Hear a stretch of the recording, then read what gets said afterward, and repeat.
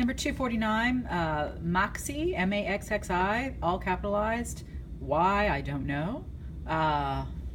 National Museum of 21st Century Arts in Rome, Italy. 21st Century Arts, so that's going to be interesting. Zaha Hadid is the architect, 2009. You were definitely alive then. Glass, steel, and cement. Anyway, Zaha Hadid also falls into the deconstructionist category.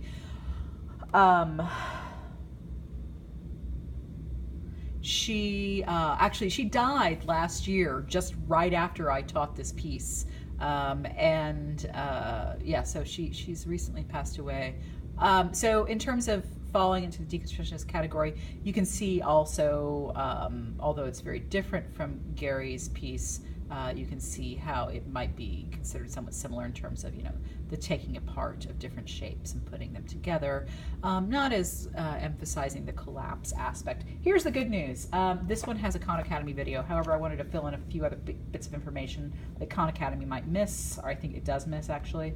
So the building itself has many, many different parts. Has an auditorium, a library, a media library, a bookshop, a cafeteria, a temporary exhibition space, an outdoor space. It hosts live events.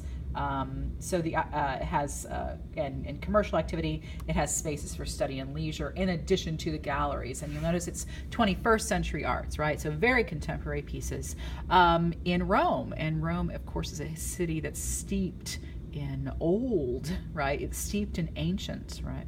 And it pretty much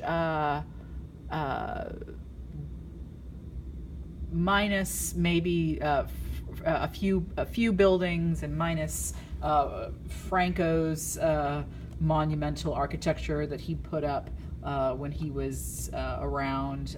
There really isn't much new architecture in Rome, but Zaha Hadid definitely fills that in. There are 3 levels to the piece. So I'll look at the interior. Oh no, I wanted to show you images from this website about the interior. So there's an so this was from the opening. That's why this weird stuff is happening for some performance art. This is from the opening celebration. So you can see from the interior, first of all, there are multiple light sources, but both lighting underneath the staircases, artificial lighting, as well as skylights. The skylights themselves have fins attached to them that can be adjusted to control the flow of natural light. That's very important. You don't want direct sunlight shining on artwork. It's a bad idea. You can also see it has, multiple paths to get, you can see from the interior, multiple paths to get places. So what that does is it affords different views, different ways to get to the same place. So there's a certain, so if you're the viewer, or if you're a visitor, you have to figure out how exactly you want to navigate the space. There's not just kind of 1 or 2 ways. There are multiple ways to get to where you're getting. This was actually the first museum of contemporary art in Italy, first national, government-sponsored museum of contemporary art in Italy. So it was kind of a big deal. I mentioned interior. There are the multiple perspective points. There's a fluidity of motion. The walls, curve and swerve. There's a kind of the flowing ramps, which are suggestive of rivers or streams. And in fact, Zaha Hadid thought of the interior as being kind of like different branches of a river, deltas and things like that. So, what's going on for the images? So there's a view of the outside, interior, yeah. So you can see, kind of interesting conversation with the piece and the older buildings that surround it. There it is. There's a aerial view. This part of the museum actually goes and rests on top of a roof of another building, which is also part of the museum. The museum is actually built. There are 2 parts of the museum.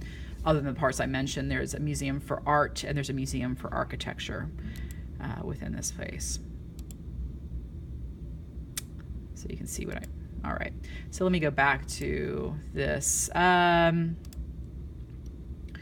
So we have fluid and sinuous shapes, the variety of interweaving spaces inside lead to a spatial and functional framework of great complexity, offering constantly changing and unexpected views from within the building and outdoor spaces. We have concrete walls that define the exhibition galleries and determine the volume of the different spaces. I mentioned the devices for filtering sunlight.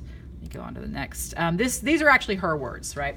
The Maxxi should not be considered just one building, but several. The idea was to move away from the idea of the museum as an object and toward the idea of a field of buildings. After many studies, our research evolved into the concept of the confluence of lines, where the primary force of the site is the walls that constantly intersect and separate to create both indoor and outdoor spaces. It's no longer just a museum, but an urban cultural center where a dense texture of interior and exterior spaces have been intertwined and superimposed over one another. There's something that reminds me a bit of Julie Marechau's work, Stadia 2 there.